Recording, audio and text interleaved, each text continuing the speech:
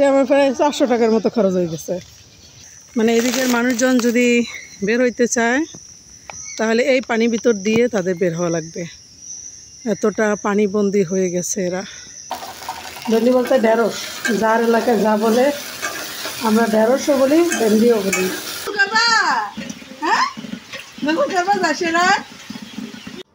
আসসালামু আলাইকুম, কেমন আছেন সবাই? আশা করি সবাই ভালো আছেন। আমিও আপনাদের দয়া আল্লাহ পাকের রহমতে ভালো আছি। শুরু করলাম নতুন একটি ব্লগ। আজকের সারাদিন আমি কি করব সেগুলো আজকে ব্লগে দেখাবো। সবাই থাকবেন প্লিজ আমার জান্নাত স্বপ্ন ব্লগের সাথে, দেখতে থাকুন আমার ব্লগটি। তো এই যে ডিউটি শেষ, গতকালকে দেখছেন যে আসছি, দেখে তার জামের মধ্যে কী কিনেছে সেগুলো দেখাইতেছে, বাসায় গিয়ে দেখাইও। ও বাবা কি খাইছি সাথে নিবে তো বাবা, দে ব্যাগটা আমার কাছে দে, জাবের ব্যাগটা ছিঁড়ে গেলে ধরতে পারবো না।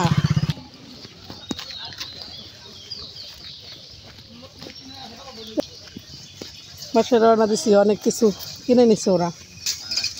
প্রতিদিন তো 100 টাকার মতো খরচ করে। আজকে নাইটে আমার প্রায় 400 টাকার মতো খরচ হয়ে গেছে। রাতের খাবার কিনা, সকালের নাস্তা, আবার এগুলা।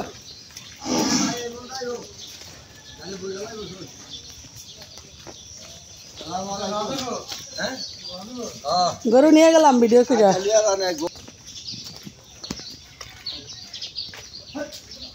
তো আমরা হেঁটেই যাচ্ছি, অটো নাই, অটো পাইতেছি না কোনো।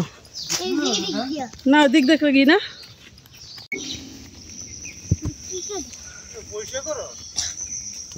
কবরস্থান পরিষ্কার করা হইতেছে, মাটি দিতেছে ওরা। তো কবরস্থানটা পরিষ্কার করতেছে ওরা, পরিষ্কার করে মাটি দিতেছে। বৃষ্টি হয়েছে একদম, থই থই সব জায়গা, পুরা ডোবা ডাবি সব ভরে গেছে পানিতে। দেখেন রাস্তার চতুর্দিকে, এগুলোতে কখনো পানি ওঠে না। তো বৃষ্টির এত পরিমাণ বৃষ্টি হয়েছে আজকে 2-3 দিন যাবৎ, সব ভরে গেছে পানিতে। তোমার স্কুল ওই যে জাবের স্কুল, ওই যে একটুখানি দেখেন দেখা যায়, হ্যাঁ ওই যে সবুজ সবুজ দেখা যায় স্কুলের জানালা, জাবের মাদির স্কুল।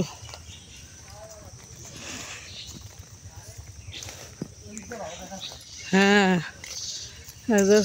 চলে আসছি, মানে আমাদের বাসার যে রাস্তাটা ওই রাস্তায় চলে আসছি আমরা।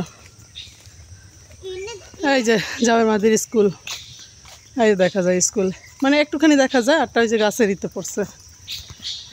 তো জাবের মাদি আজকে অনেকদিন যাবত স্কুলে আসে না, আমরা সময় পাই না, আর ওরে নিয়ে আমরা প্যারা নিই না। ও ঠান্ডা মাথায় যখন বলে যাব তখন নিয়ে আসি, যাব না নিয়ে আসি না।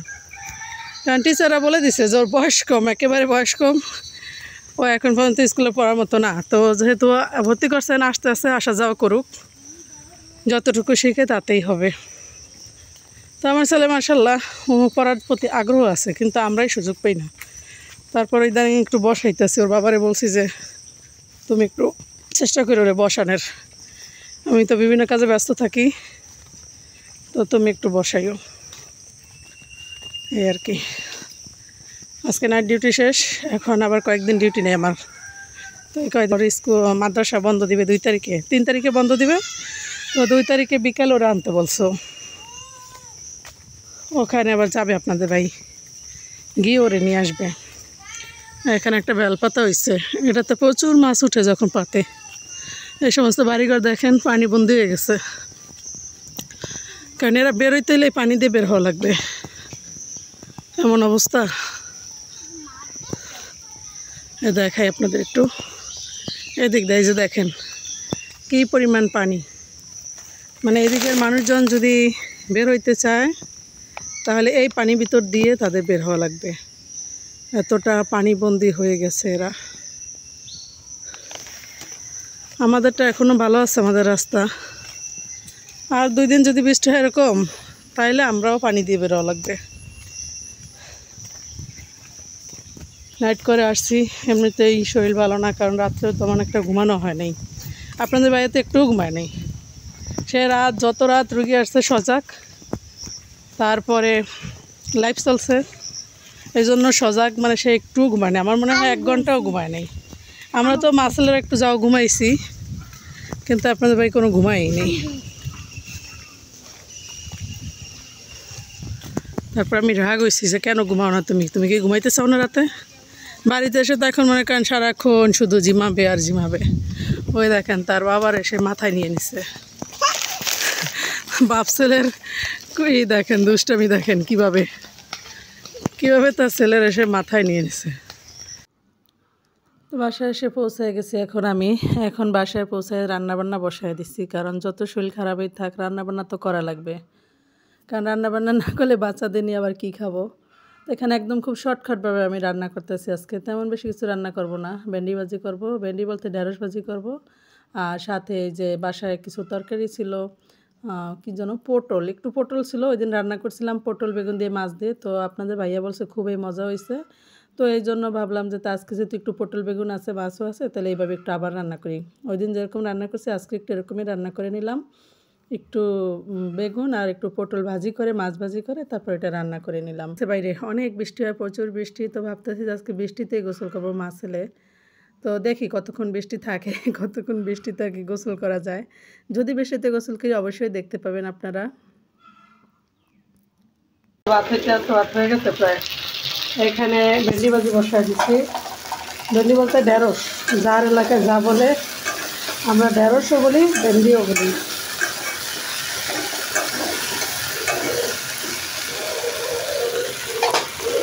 তো আমি আগে ঢাকনা দিব না, ঢাকনা একটু পরে দিব, তা নাহলে ভেন্ডি লোডা হয়ে যায়। তো রান্না করে নেই। এই দেখো প্রতিদিনকার মতো আজকে একই অবস্থা, রাতায় নিয়ে আসছে মুরগিকে, আর ওই বাচ্চা দুটার তো মাছ ছাড়াই বড় হইলো। দেখো পুকুরে পানিও ভরে গেছে একদম। রান্নাবান্না করে ফিরে আসতেছি, থাকো সবাই।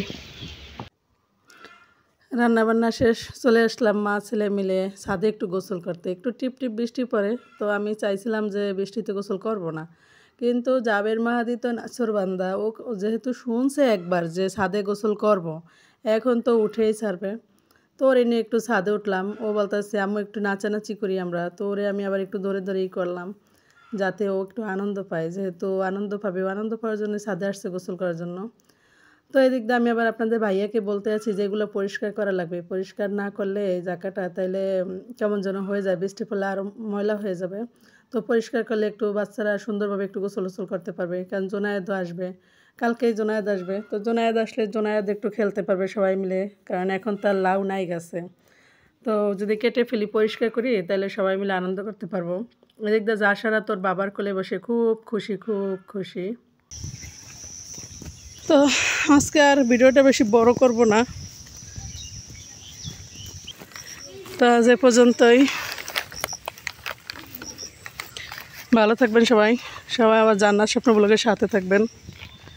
আল্লাহ হাফেজ।